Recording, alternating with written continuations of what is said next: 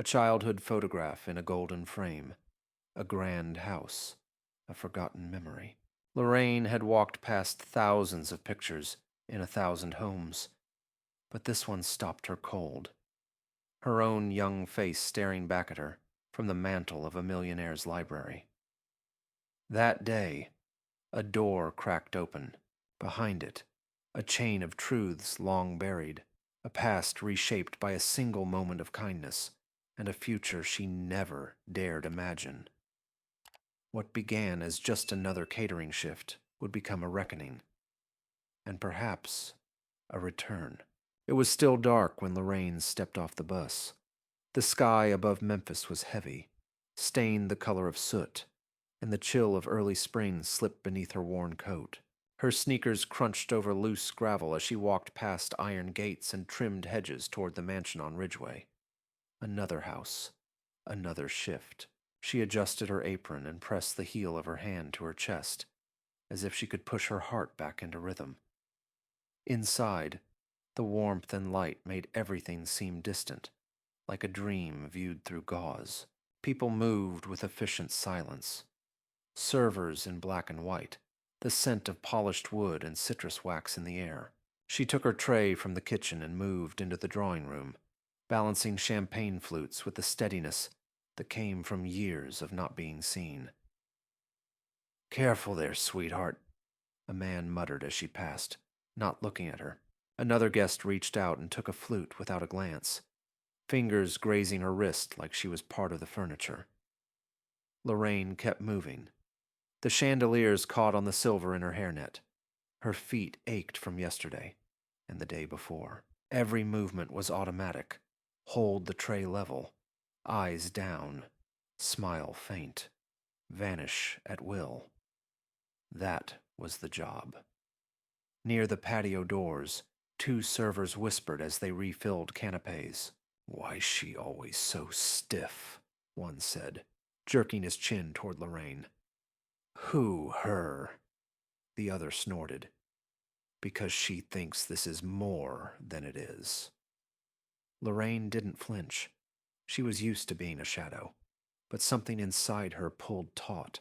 She turned away and walked to the edge of the room where an old credenza held framed family photos and dusty books. It was the kind of corner where guests didn't linger.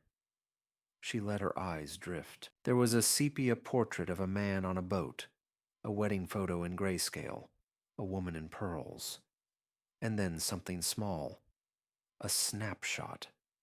A girl in a faded jumper, no older than 7, sitting on school steps with a spiral notebook in her lap. Wide eyes, tight braids. She blinked, then stepped closer. The child in the photo, that was her. Lorraine. Not a look-alike. Not maybe. Her. Down to the chipped front tooth she'd had until the 4th grade.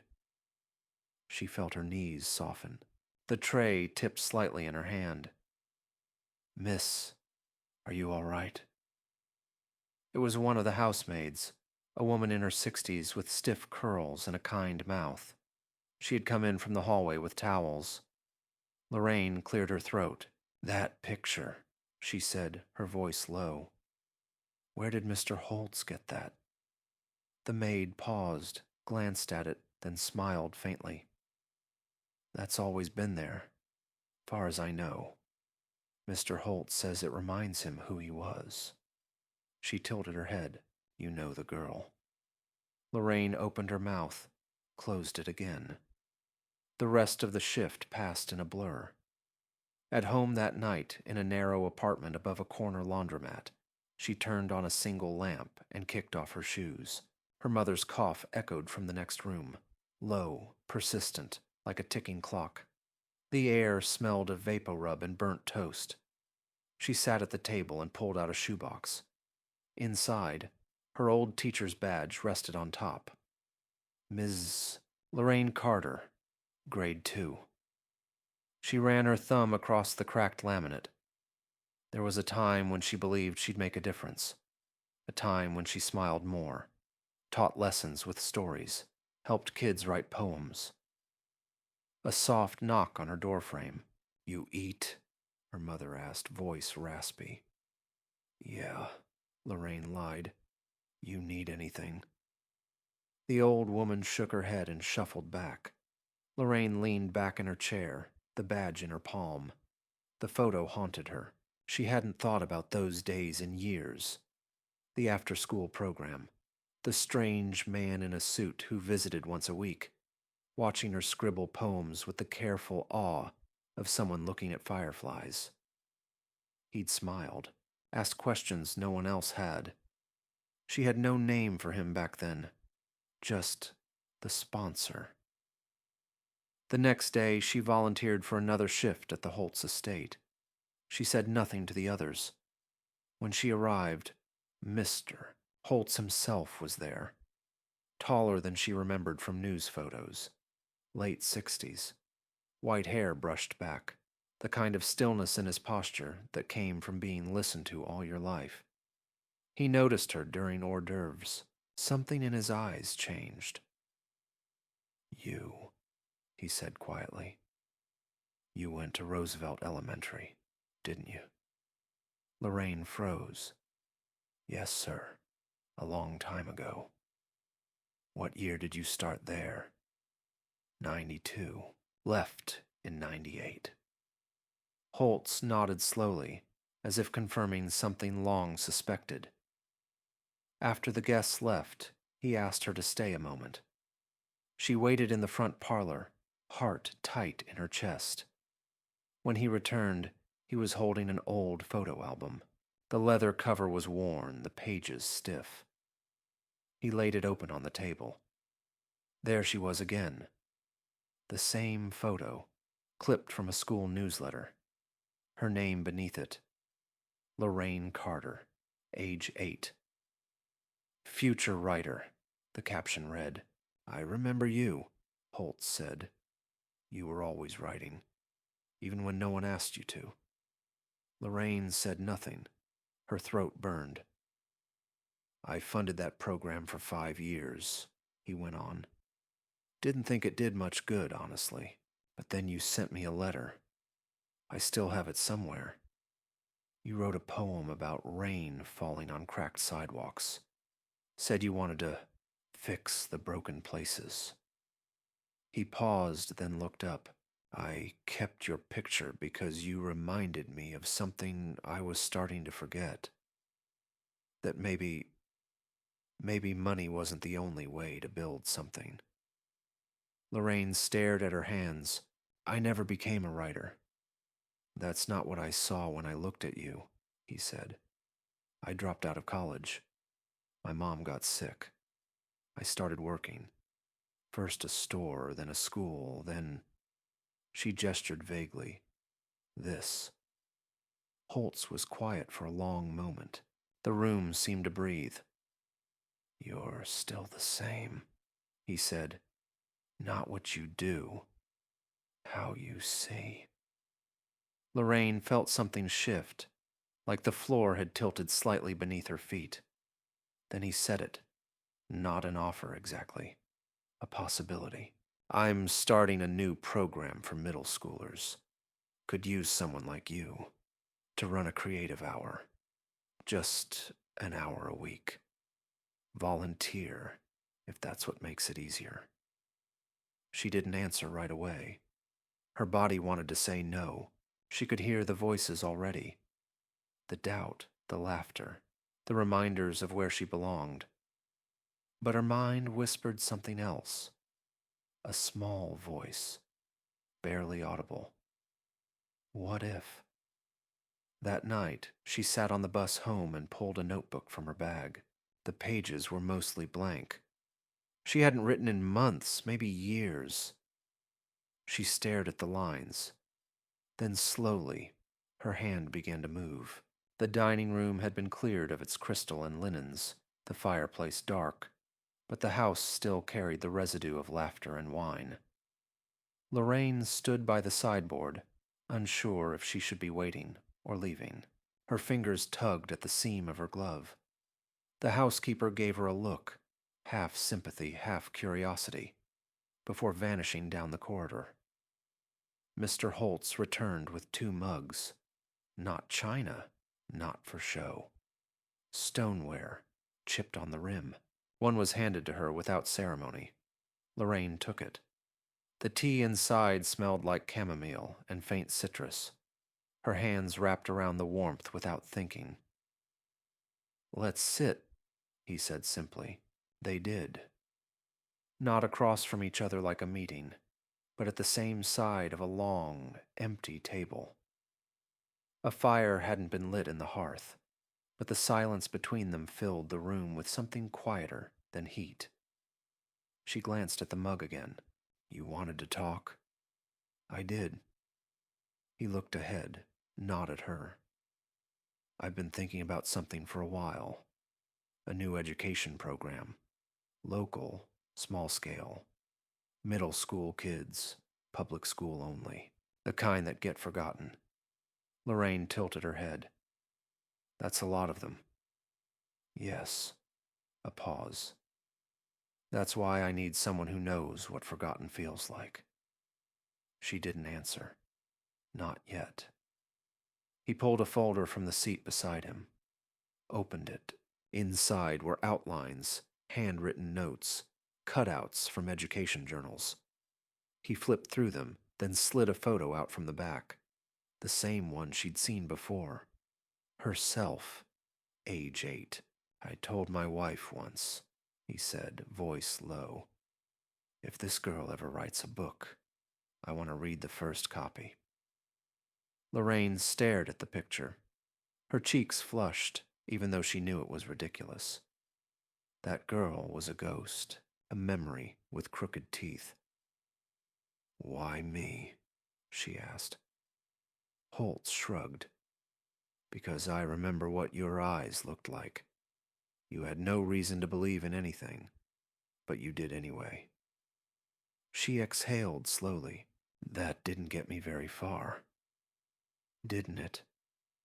His voice wasn't sharp, just quiet. "You could have stayed bitter. You didn't. You could have disappeared. But here you are." Lorraine shook her head. "I serve drinks at parties." "You still show up. Oh, you still look people in the eye." He looked at her now. "That's more than most." The words sat between them like a note struck on a piano and left to echo. Lorraine sipped the tea. Her throat had tightened without her realizing it.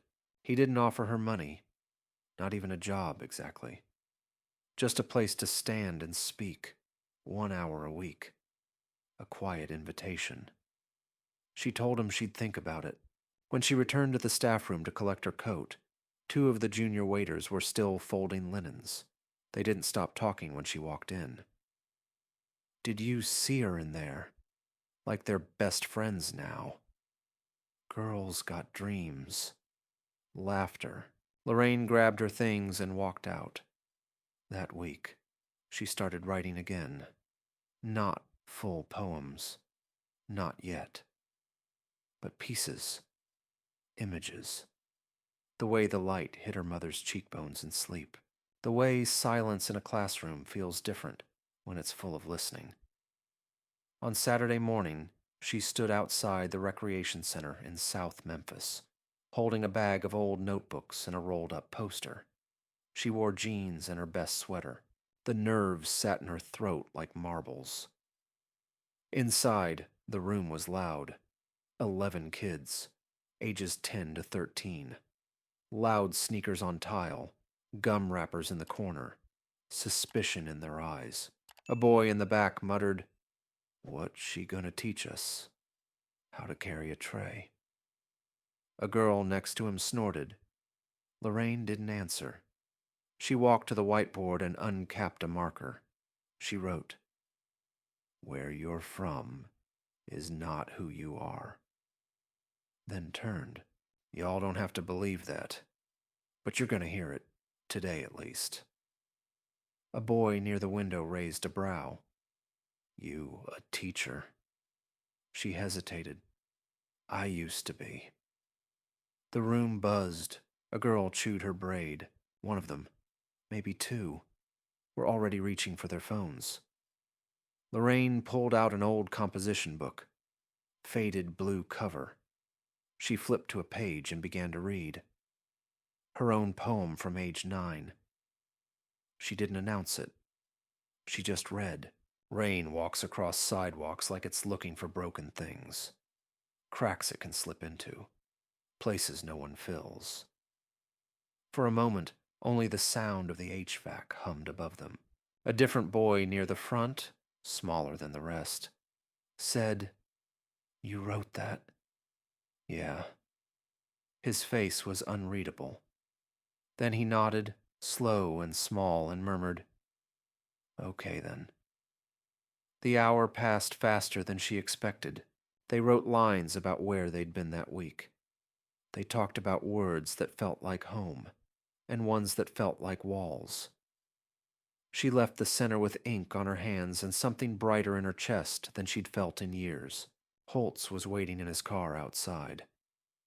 He didn't get out, just lowered the window. "Well, I didn't lose anyone," she said. "Good. I'm not sure I helped either." "You showed up," he said. "That's where the work begins." The second week, they asked if she had more poems. She brought 2. The third week, she gave them blank journals. They started arriving early. The fourth week, one of the girls stayed behind after class. Didn't say much. Just handed her a folded paper with a shaky poem on it. "I want to be the quiet that people wait for." Lorraine didn't speak for a full 10 seconds after reading it. One night after a session, she returned to the catering job. The shift supervisor looked her over as she clocked in. "Huh? You look different." Lorraine blinked. "What do you mean?" "I don't know. Taller or something." She smiled, just a little. "Must be the shoes." The other servers didn't say much anymore, not because they approved, but because they didn't know where to place her now. She no longer fit. In the staff lounge one afternoon, Lorraine sat eating her sandwich while 2 servers scrolled through their phones. "Holtz is putting together some scholarship fund," one said. Something about inner city kids. Probably a PR thing. They looked up. Lorraine was watching them. "He's calling it the Carter Fund," she said evenly. They blinked. "Wait, your name?" "Yeah." Silence. Then one of them nodded, awkwardly. "That's cool." She nodded back, took another bite. None of it had been loud. Not the photo, not the offer, not the classroom. It had all started quietly. A look, a memory, a possibility. But the thing about quiet is, when it finally speaks, people listen. By the end of that month, she didn't need the tray anymore. Not because she'd quit, not yet, but because her hands were full of notebooks instead.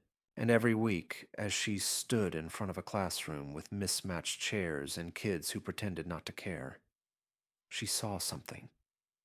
The way they leaned forward without knowing it. The way their pens hovered just a little longer above the page. The way silence could mean attention, not absence. And she thought, maybe broken places don't always need to be filled. Maybe they just need to be seen. Saturday morning came with the scent of rain, the kind that hadn't fallen yet, but lived in the air like a held breath. Lorraine unlocked the side door of the rec center with the key they'd finally trusted her with. She flicked on the lights and walked into the room, her bag heavy with folders and bent notebooks, one of which had her name carefully handwritten in a child's script. The classroom had changed, not much. Still linoleum floors and folding chairs. Still that hum from the overhead fluorescents. But the kids came early now. They asked if they could stay late. They argued over metaphors. And once, after she read a piece about her mother's hands, one of the toughest boys muttered, That was real, and stared hard at the floor. Lorraine had learned not to smile too big when they said things like that, just nodded and kept going. Now they called her Miss Lorraine. She still worked catering during the week, still took the 6:10 a.m. bus, still picked up discounted vegetables from the corner market. But there was something different in her step. She no longer moved like she was apologizing for taking up space. One afternoon, a boy named Jaden stayed behind, fidgeting with his backpack. "You okay?" she asked. He shrugged. "We had to write something for homeroom. I wrote about you. Hope that's not, like, weird." Lorraine's chest tightened. "Can I see it?" He hesitated, then handed over a single sheet of lined paper, written in blocky, determined handwriting. "I want to be like Miss Lorraine, not because she's famous, but because when she talks, you remember stuff you forgot you knew, like maybe you matter." She didn't speak for a long time. "Thank you," she said finally, voice low. "That's the best thing anyone's ever written about me." He flushed and made for the door without another word. That evening, Holtz called. She almost didn't answer. She was folding laundry, her mother humming in the other room. But she picked up on the fourth ring. "I wanted you to know," he said. "The board approved the scholarship. First one will be awarded this fall." Lorraine stood still, one sock in her hand. "They're naming it after you," Holtz added. "Hope that's all right." She didn't know what to say. Not at first. Then, "That's more than all right." She could hear him smile over the line. At a corporate event a week later, Holtz asked her to speak. Nothing grand. Just a few words before lunch. Lorraine had never stood at a podium in heels. Her knees ached. Her palms sweated. But when she stepped up to the mic and looked out at the crowd, suits, pearls, folded arms, she didn't flinch. "You don't have to be important to do something important," she said. Then paused. "I was a waitress. I'm still a waitress. But I'm also someone's reason to try. And that's enough." No one clapped right away. But then someone did. Then another. Not loud, but honest. The next day, a photo of her appeared in the local paper, a shot from the speech. Her eyes steady, mouth mid-sentence. The headline read, "A Voice from the Quiet." It made her mother cry. Later that week, Holtz asked to meet, not in his mansion this time, but in the center itself, during one of the quiet hours before kids arrived. He walked the halls slowly, looking at the drawings taped to the walls. One was of Lorraine, a cartoon version, holding a notebook like a shield. "I wanted you to see this," he said, handing her a printed draft. It was a mission statement for a new initiative. The title, "Invisible No More," a foundation for women in crisis. Lorraine read the first paragraph twice. "You're building this?" "With your help," he said. "We already secured the first space. Transitional housing. After that, training, education, whatever they need." She touched the page like it might vanish. "You said something once," he added, "that the system didn't fail you once. It failed you slowly. Every time you asked for less because you expected less." Lorraine nodded. "That's still true." He smiled gently. "Then let's unfail some people." The news spread quietly at first. A small article, a flyer, a few volunteers. But then people started showing up. Former students, mothers, young women with resumes and no references. One of them recognized Lorraine from a shift at a restaurant. Said, "I thought you were just a server." Lorraine just smiled and said, "I still am." Her old co-workers from catering came by one day. They stood in the back of the classroom like awkward tourists, watching as the kids read their poems aloud. One of the servers, the one who'd once called her stiff, stayed behind afterward. "You always had this in you?" he asked, rubbing the back of his neck. She shrugged. "I guess so." He looked around, didn't see it. Lorraine looked at the kids packing their bags, laughing. Most people don't, until they have to. That night, she got home to find her mother watching the news. The TV was turned low, the captions rolling across the screen. "There you are," her mother said, smiling. "And you're wearing my old brooch." "I always do." She sat beside her on the couch. They didn't say much. The news went on. A feature segment aired about the scholarship, the foundation, the writing program. A reporter asked her, "Do you feel like a success story?" Lorraine had said, "No. I feel like someone who was seen at the right time, and who finally learned to see herself the same way." The next week, she brought her old waitress badge to the center, pinned it above the whiteboard where she taught. Some of the kids asked what it was. "That's from my last job," she said. They looked confused. "Aren't you a teacher?" She paused. "I think I've always been one, even when I wasn't paid for it." They nodded, like that made perfect sense. The badge stayed there. One evening, as she was locking up, a little girl lingered at the door. Maybe 8. Small frame, oversized backpack. "Miss Lorraine?" "Yeah, sweetheart." The girl looked down, then up. "You think I can do something big?" Lorraine crouched to meet her eyes.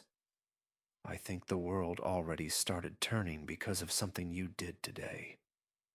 The girl blinked. "Like what?" "You showed up." She smiled, small, uncertain, and ran off. Lorraine stood there for a long time, listening to the echo of footsteps, the creak of the floor, the breath of a quiet building that had once been empty and now pulsed with life. The city still looked the same outside. The bus routes, the corner stores, the cracked sidewalks. But Lorraine had changed. Not loud, not overnight, but fully and forever.